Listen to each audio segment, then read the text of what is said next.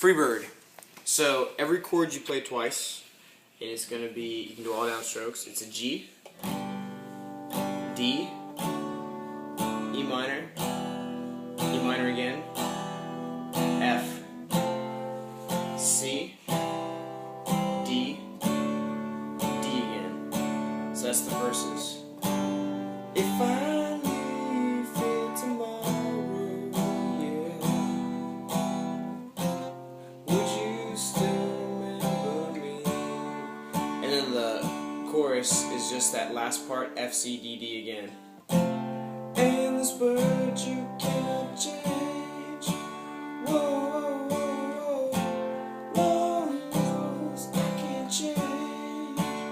And then the last half of the song with all the solos and stuff is a power chord on the 3rd fret.